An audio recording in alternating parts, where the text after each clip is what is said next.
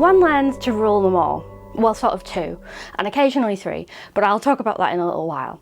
This month, I've used exclusively, in my Micro Four Thirds setup, these two lenses.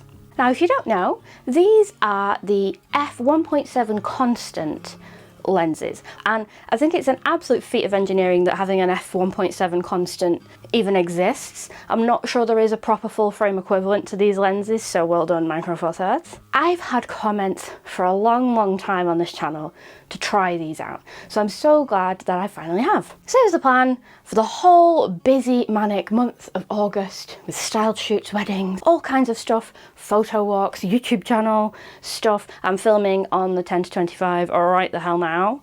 I am only using these two lenses and nothing else. I think the build quality on these is superb, and the f1.7 constant is amazing to have to cover such a versatile focal length. And I have to say, it was super refreshing during a wedding to change lenses only once or twice. So you've got the 10-25 and then the 25-50. So for weddings, I tend to keep the 25-50 on, which gives me a 50 to 100mm focal length, all the lovely portraiture lengths. And it's great for candid moments, it's great for photo and for video. I would tend to swap for the wide angle lenses for more establishing shots and for confetti and things where I want to get a little bit closer to the couple. And I have to say, the pair was absolutely wonderful. The only time I needed to use something else was I needed my 35-100 f2.8 just to get an angle at the back of the church at one point, because the venue was blooming huge. But aside from that, I stuck to my challenge, I promise. One thing that I noticed very quickly, having used at least 985 Micro Four Thirds lenses, is I have to say I think this is the fastest, most consistent for the autofocus. Both of these, I don't know if it's because they have a better motor in than an average lens or what, both of these are absolutely brilliant and snappy for autofocus, for both photo and video. They did not let me down at all. And for video, you do have your manual clutch as well, which is handy for video, but then can also give you a heart attack if you accidentally engage it and think, why is my lens not working? But maybe that's just me. It's a great feature to have if you do shoot a lot of video. Image quality I found insanely good. I think throughout the range, even wide open, I think all of the footage and the photographs I got were absolutely brilliant. I just think it's one of those things with Micro Four Thirds where, because you do have your profile corrections automatically built in and the glass is exceedingly good quality, you do get incredibly sharp edges, great contrast, great colours all the way throughout, even at 1.7.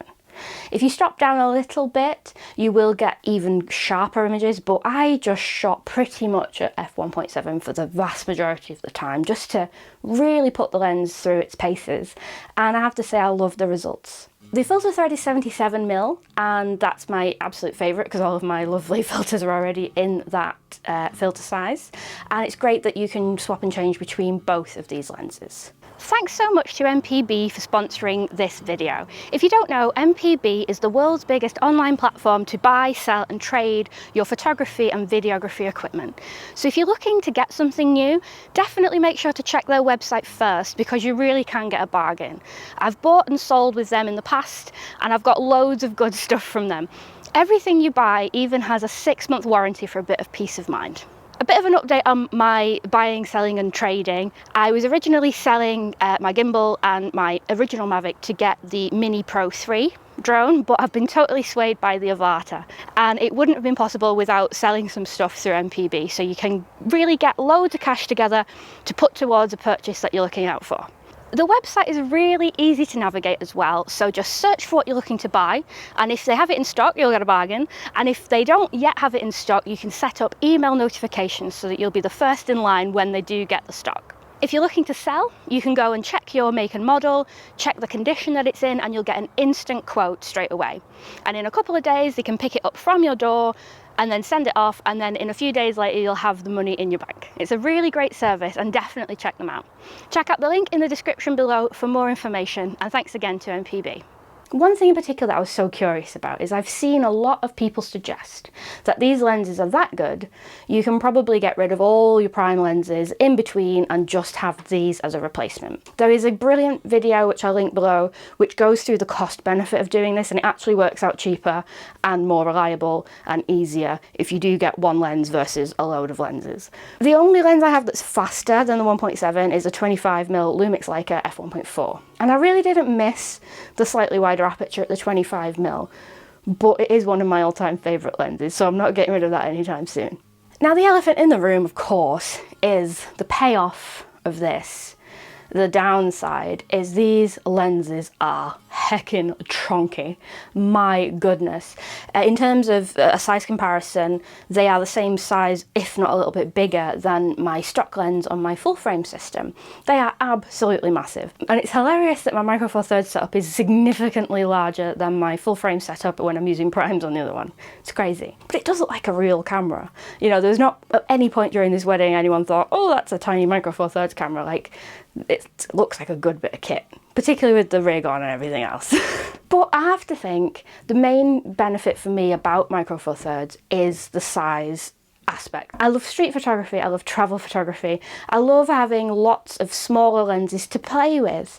As you can probably tell, like I have a house full of them.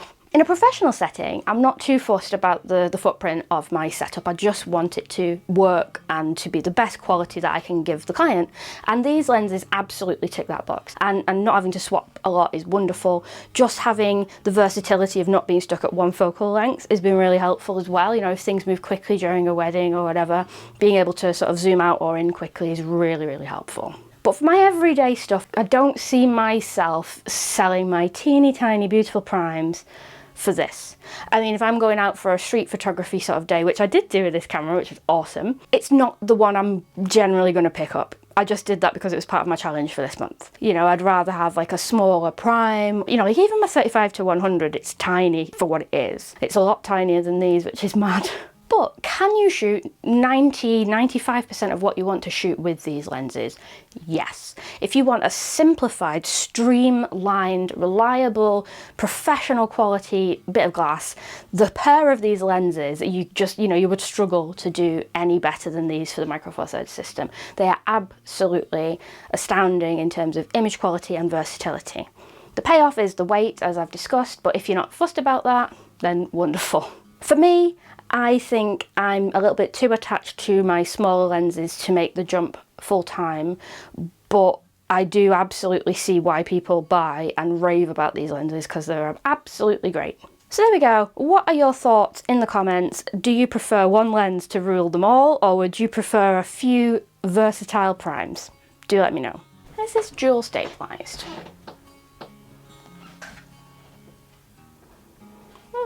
I don't think it is. I won't say it will. I won't say it is, because I don't think it is stabilised. But the stabilisation in the body now is that blooming good. Who cares? Anyway, ignore me, Emily. Thanks, Emily.